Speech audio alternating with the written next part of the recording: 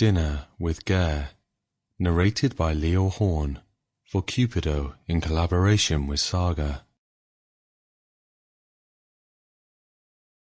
Way Out There by Ole Hansen. I didn't notice how sore I was until I got to the cabin and took off my rucksack. The straps had left marks on my shoulders. I cast it aside from the front steps and wiped the sweat off my forehead. The sun was low in the sky, shining its last red rays towards me. In my unclear reflection in the cabin window, I saw that I had taken on a nice tan after 3 days up in the mountains.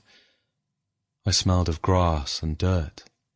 My spring spent at the fitness center had also made its marks. I had trimmed down and my muscles were more defined. All my treks back and forth in the slush seemed like a distant memory. My nipples were clearly visible on my defined pecs. My abs were visible too, and my thighs and calves had grown after 4 days a week of weights and machines.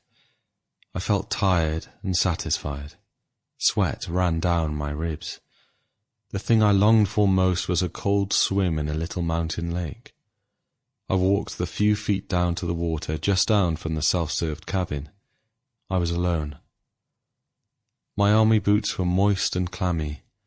My beige shorts were brown from the moisture of the long day's march. The scent of sweaty man. I took off my bottoms and saw that I had a clear tan line. The cold from the water made me shriek when I put a foot in it. When the water came up to my neck, I felt as if someone was watching me.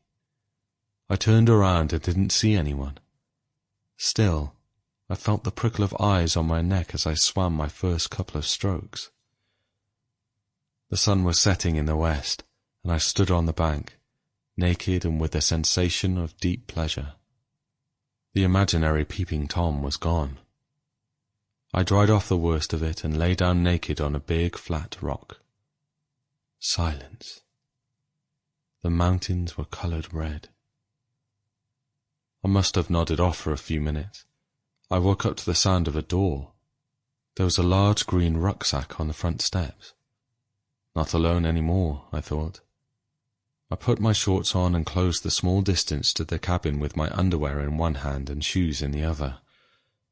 I got a clean t-shirt from my pack, and as I lifted my head, my gaze fell on a pair of naked feet on the doorstep.